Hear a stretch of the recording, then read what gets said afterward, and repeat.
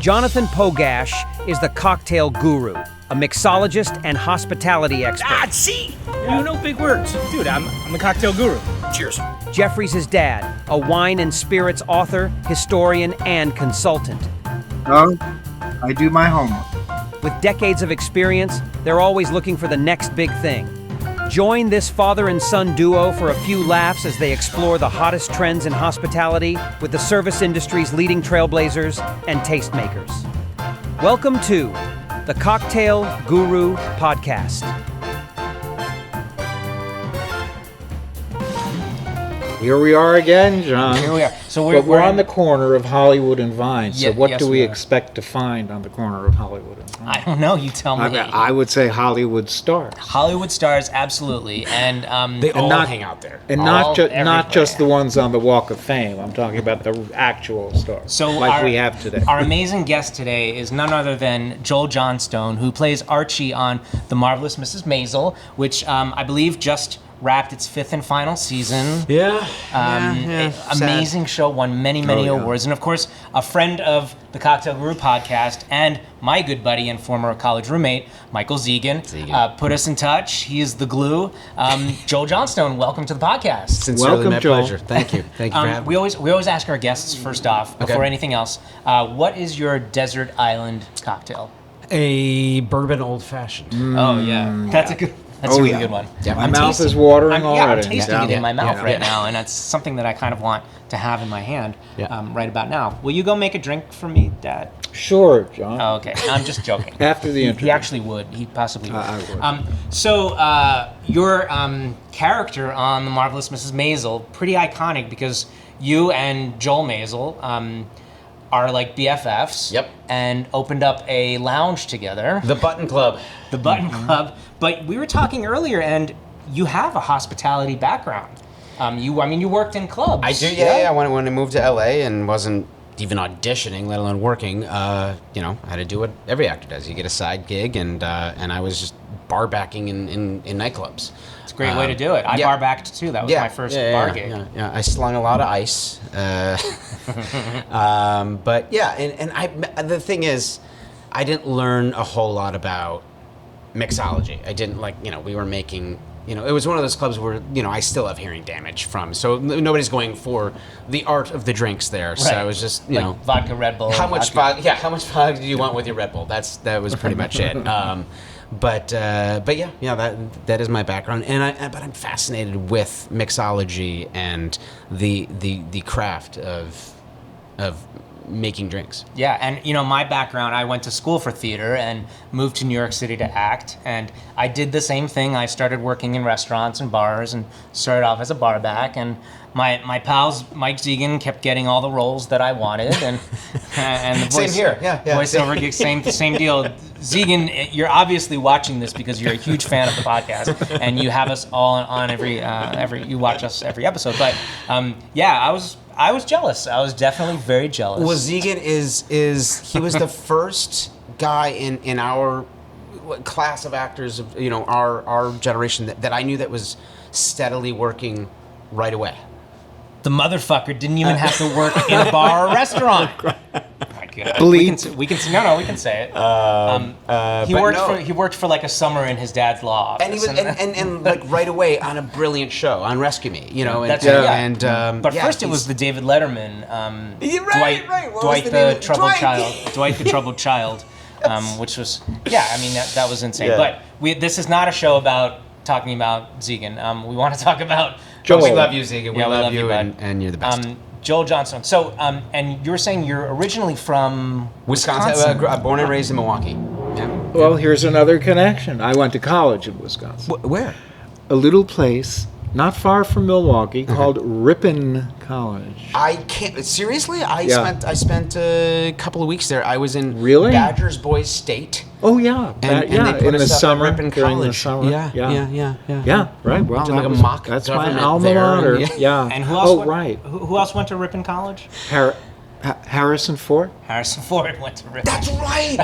Yes, he did. That's right, Yes, he did. That is that also claim. another fine actor. Okay. Yeah. He works from time to time. Spencer Tracy. Spencer Tracy Went to Went to Ripon? Ripon College. Yes. Crazy, right? But he apparently, I don't know if I should say this, Oh. but there's a rumor that he climbed up the girls' dormitory Okay. and went inside to raid the dormitory, and that Okay. he kind of got kicked out of school for that. But I don't know if that's true or not. Well, I'll investigate with my Wisconsin Yeah, relatives. please do. Yes. But it was Get to the bottom of this. it's a great little college, great school. Yeah, yeah. Love it. So you grew up in Wisconsin, and then you went to college in New York. I went to Fordham University. Yes. Yes. and studied theater, presumably. Yeah, Denzel, Denzel was Washington? and is my favorite, and I just kind of, as I started gravitating towards theater in high school, I was looking at my favorite actors, where they studied, and I saw Denzel went to Fordham, and I was like, You're like, I want to go there. I gotta follow Denzel. Yes, Fordham is where my daughter Jessica went to college. No kidding. Lincoln Center campus. Yeah. That's what. Yep. What year? What year? What year? Is she John? older or younger than? Because She's young. She's 3 years younger than She's John. 40. Okay, yeah. So I I'm think 44. So yeah. Because we graduated the same year. Yeah. So you would not have been I there would at the not have seen her. But yeah, Lincoln Center campus. But yeah, and I lived in that area too. After college. Oh, yeah. I was in Those are my Harlem and then stomping grounds. Lincoln Center So, area. yeah. You lived in New York, and then were presumably auditioning, obviously, Yes. and then started getting some gigs. I was doing a lot of theater, a lot of off as far as Yeah. as you can get Broadway shows, Yeah. Lower East Side, East Village, and performing to a crowd of about How about many the people half are in dozen here? people that are in here right now about that, and it still is some of the most rewarding stuff I've done, but it was, you'd leave and you're like, God, nobody saw this. Nobody, all this work, I put in my heart and soul into this, and 5 people saw it. And so that started to wear on me. And I got a few TV and film gigs here and there in New York, and I was like, well, people can always see this. And I love that. I love the timeless effect that film and TV has. And there still is nothing to replace theater. There isn't. It's a thrill like no other. Yeah. But I did want to concentrate more on TV and film, and I made the move out here. And When did you do that? 2007.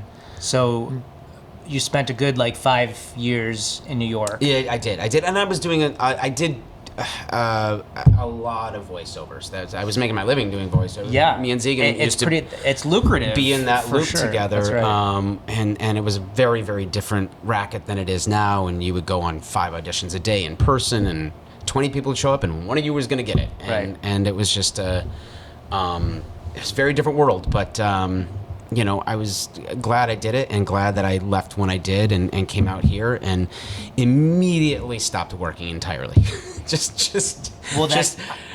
Mentally, that must have been insanely. It was crushing. It because- was. It was a very, very tough time. I questioned the decision for several years, and then just picked myself up and started pounding the pavement again, and eventually got a couple of jobs back to back that got the ball rolling. So when you first got here, you were not going out on auditions? I was going on negative auditions. I mean, I Really? was, You had an Really? agent, presumably, yes, or not really. not really. Within the first year, I got an agent and manager that I'm no longer with either. But I had a series of reps, and then I met my manager, which I attribute to the beginning of when things started to change for the better. And it took I was here for about 2.5, almost 3 years, I think, before I met her. Mm-hmm.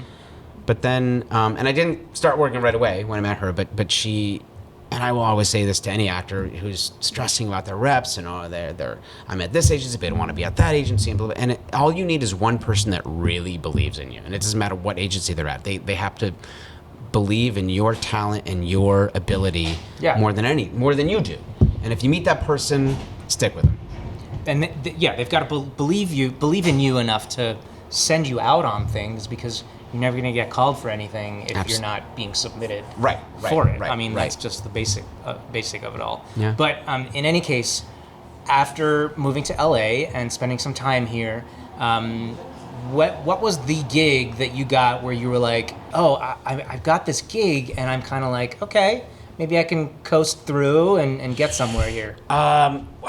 The newsroom, I think, was I wasn't working, was grinding in the, like I said, the nightclubs. And in the span of 48 hours, I got this recurring gig on the newsroom and this other HBO pilot, potentially recurring gig on this HBO pilot of a little show that I love that not nearly enough people saw, called Getting On, with Laurie Metcalf and Alex Borstein and Niecy Nash. And yes, I think I remember that show. I got to follow Laurie Metcalf around on that show for 2 years, and which was a masterclass. I learned more in those 2 summers of following her around than I did in 4 years of college. Yeah.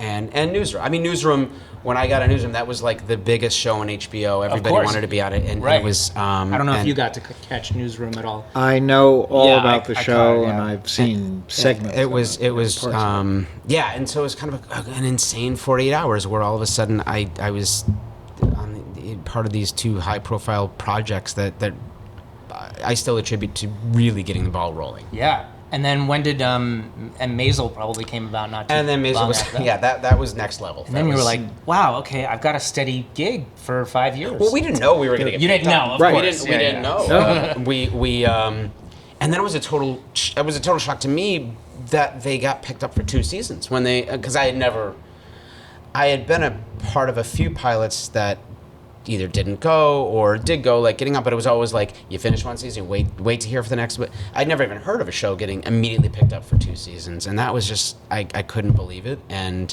I knew we had something special when we filmed the pilot. I knew it, Yeah.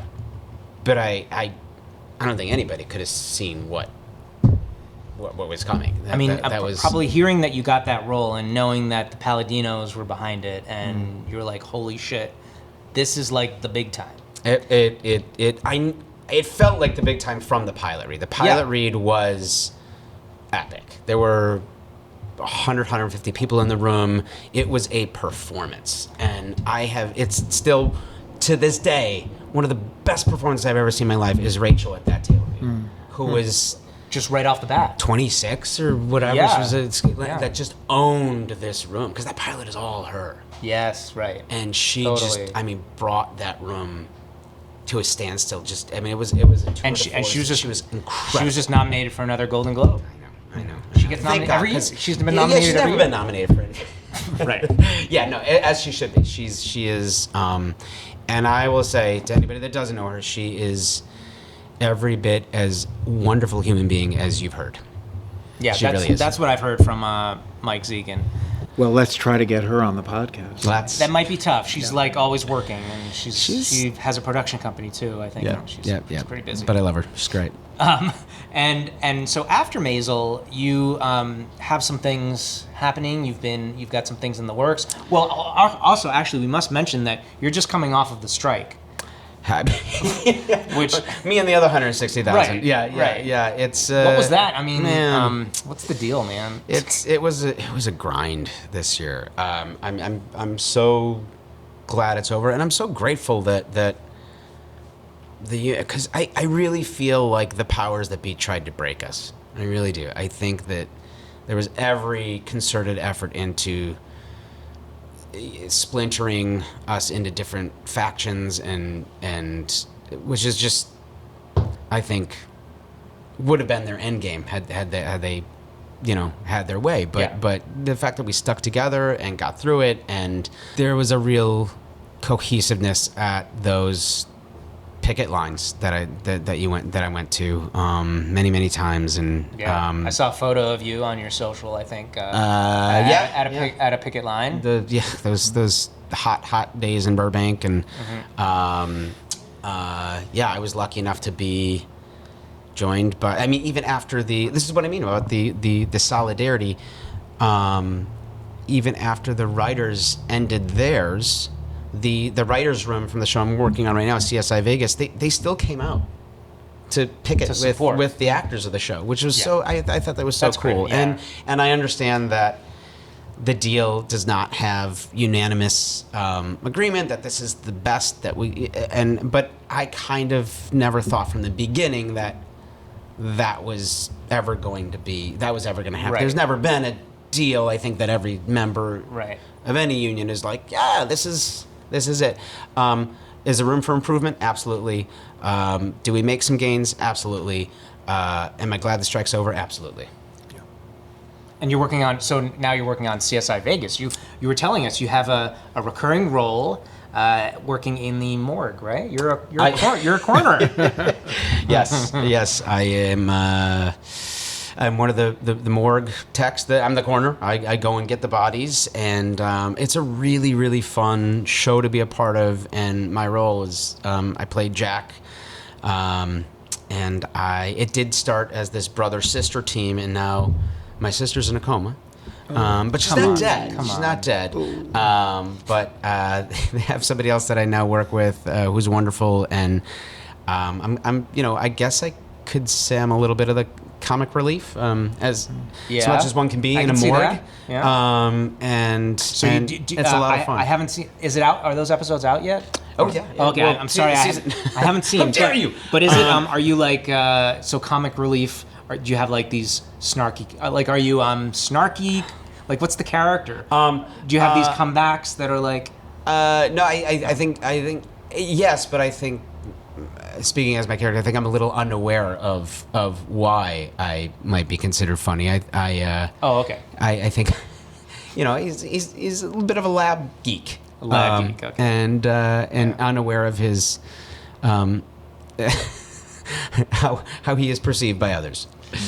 Understood. And we were also talking earlier that you have a family, so work family life is definitely a challenge, and trying to get time out and going out and about with your wife has been something that you guys are trying to figure out. Yeah. And you were asking, what are some great spots here in LA? Or Yes, yeah, right? we're trying to stockpile some date nights. We have a 1-year-old, as you know, like when you have a newborn, the weekly or bi-weekly date nights are off the table for a set period. And now that he's 1, we're trying to put a bunch of dates in the books of places we've never been, because we've exhausted all of the places around where we live. I that's one of the things I was excited to talk to you about, because you guys know all the hot spots in every town. I don't. I've lived here 16 years. I don't know. Well, And where things are in the valley. we know something about the hot dog and we hot did a dog hot dog crawl spots. yesterday. That's for sure. Oh yeah. I mean, other than Pink's, where did I No, don't. in Burbank, Chili John's. Chili John's. A lot of people haven't heard of it. Chili John's. Yes, Okay. not just incredible chili. Okay. But it's several types of chili, but also fantastic hot dogs. Oh, I do know another hot dog, because my what is it in the valley? It's in the movie the last Paul Thomas Anderson movie. Is it Larry's? Not Larry's. It's in the valley. They're eating hot dogs there. Philip Seymour Hoffman's son is eating hot dog there. It'll come to me it'll come to me as soon as we stop and recording. there's a place called Fab. Fab. Or Fabs. Fab. What was your for hot favorite? dogs. What was your favorite that you had? Do you mean I was only at of the actual hot dog? I was only at Chili John's, but you went to Well, Pink's also. yeah, but the Chili John's hot dog was just fantastic. With Chili John's. Okay. chili, It's like full on chili. They have 3 different types of relish, chili. mustard. I mean, you can get I'm still whatever so you full. want, but it's I don't just really. incredible. Talking about it kind of makes me feel more full. Actually, yes, everyone's agreeing they were all there. And it's not just beef chili; it's with the turkey, They have a turducken. chicken, and A turducken chili and dog. duck yeah, chili. right, the that right? turducken. Yes, It's but I turkey, chicken, yes, and but duck. I forget The that. cardiologist just follows you around. Yeah, but that is incredibly rich and flavorful chili. That one. Amazing. So they can see you in the morgue, that's why. That's right. Exactly. And he does something for Thanksgiving with that as well, like a stuffing of some sort. Oh my God. With that. Oh my chili. God. Yeah, it's great. All right. Well, food for thought. Yeah. And so aside from your CSI gig, you're auditioning for things. Well, now I am. Yeah. Yes. Yeah. I was lucky enough to get put on one of those wavered films during the strike. I filmed a couple of weeks in Oh, good. Utah. Oh, so you kept kind a of thriller. Yeah. I filmed a thriller about the most deadly real life grizzly attack in history. The movie is called currently it's called Grizzly Night, and we filmed in Park City for 3 weeks on the top of a mountain at night for 3 weeks. It was if you've never been to Park City, I've never been to Park City. If you want to talk about natural beauty, I would put that Yeah. against anywhere else you'll go in America. It is stunning. Well, I went with we took a family trip at the end of the summer to Yellowstone and Grand Teton Yeah. and Jackson Hole, and that was like Yeah.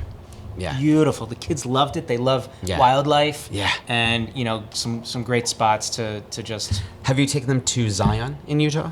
no. Zion and Yosemite also. Yeah. You can't miss those. Definitely Those are Yosemite. You were definitely in Yosemite. I was? As a child. Yes, well, we took, no, you were 14 or 15. We went to So Yosemite when we, unbelievable. If I don't on our if I trip don't to remember it, California. I don't Yeah. believe it. Yeah, well, we did. I have to show me the pictures. Yeah. Well, Joel Johnstone, thank you so much for joining us on the Cocktail Guru It podcast. is my pleasure. It was great to meet you, and I've heard a lot about you, and thanks to Zegan for introducing us, and all the best. I hope when you come out to New York, you'll be in. You said you were going to be in New York, but I probably won't see you then. But in the future, would be cool to hang out. I would love and that. go to some spots, yeah? I would love to see your spots in New York as well, because a lot of my old spots are gone. That'll be great. Now that I'm thinking, I wonder if while we were actors in New York, if you ever came to visit me at one of my bars with Mike. You may have. I never really. You didn't really go out. Ironically, I never hung out with Oh, Zegan you didn't hang until out, we okay. owned a fictitious bar. Okay. On All right. Amazing. Cool. Thanks. Wow, that's great. Thank you, This was a Joel. lot of fun, It bud. was Pleasure's all mine. so much Appreciate fun. it. Thank you. Absolutely. Cheers. Thank you. See you again.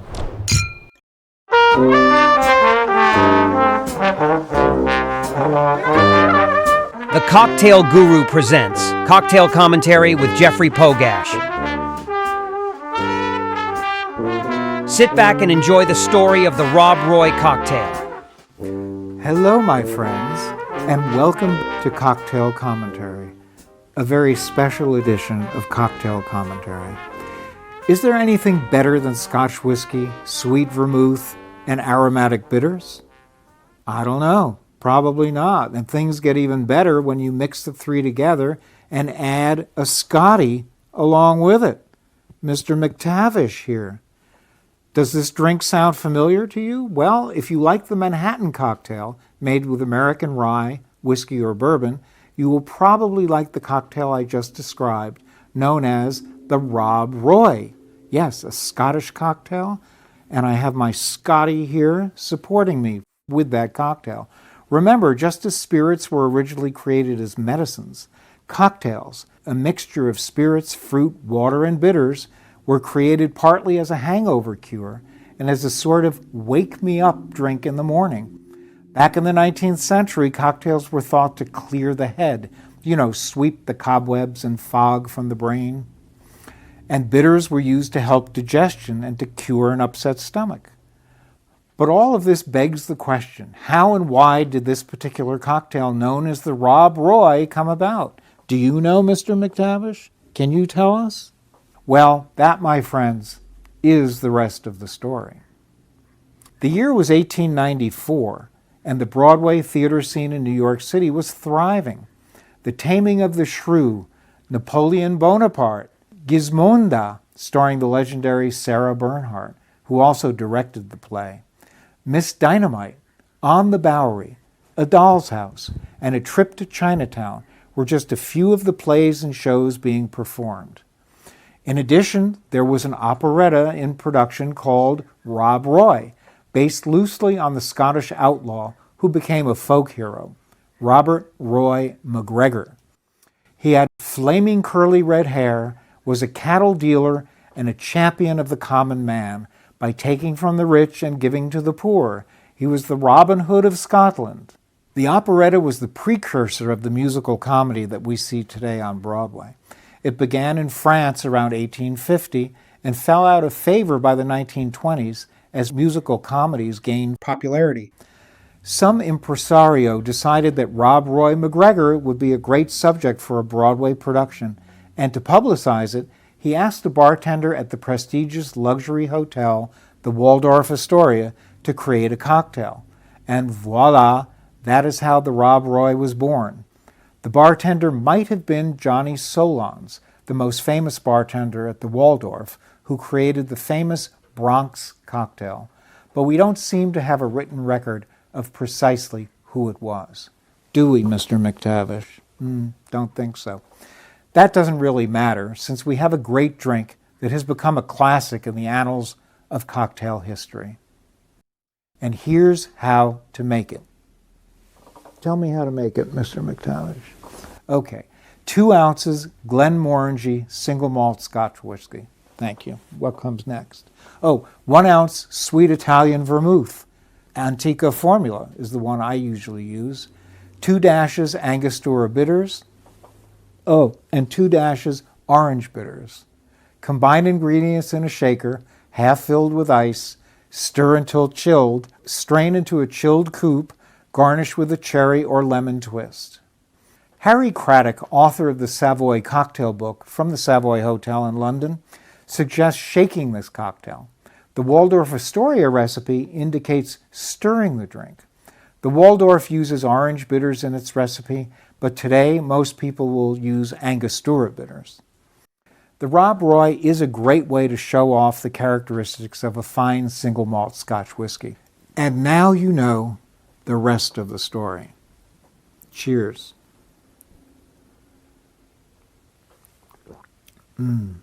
Delicious. Thank you, Mr. McTavish.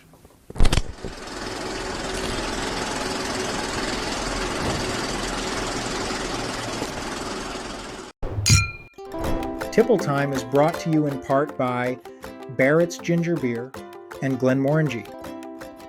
Well, hello, folks. Tipple Time coming at you here again from North Hollywood, California, the Tonga Hut. So excited to be here and to make cocktails for you, our listeners and viewers at home.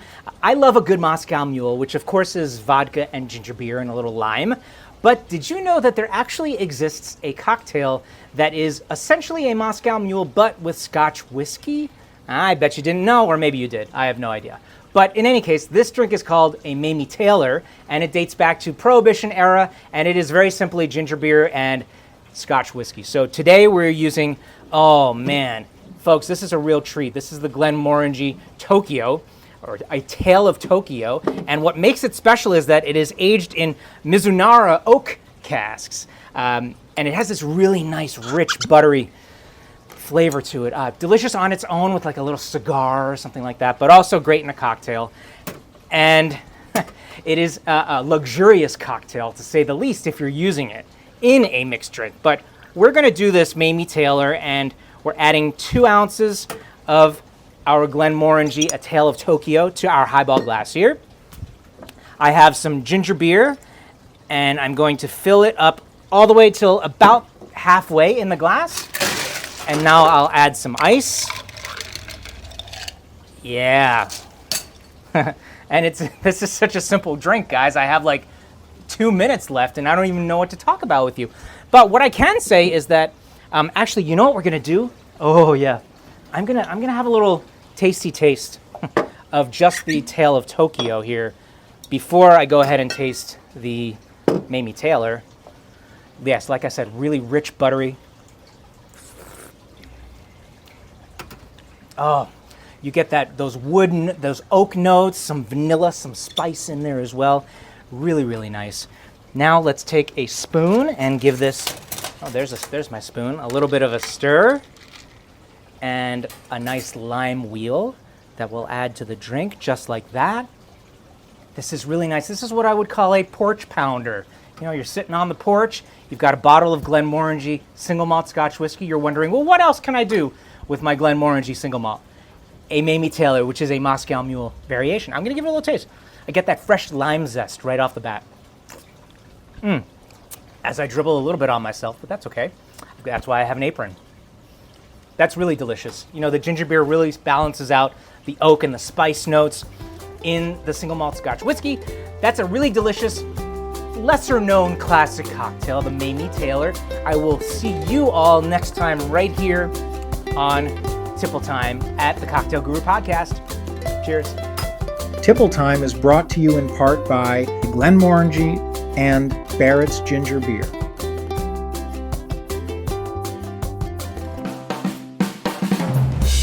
That does it for today's show. If you enjoy what we do, please rate, review, and subscribe to the podcast. To watch or listen to today's episode or to see the show notes, visit thecocktailgurupodcast.com. You can also follow us on Facebook, YouTube, X, Instagram, or TikTok. The Cocktail Guru podcast is produced by First Reel Entertainment and can be seen on EatsDrinksTV.com, Spotify, and Zencaster, or heard on Apple, Google, Amazon, or wherever you listen to your favorite shows. Travel arrangements provided in part by Zell Travel.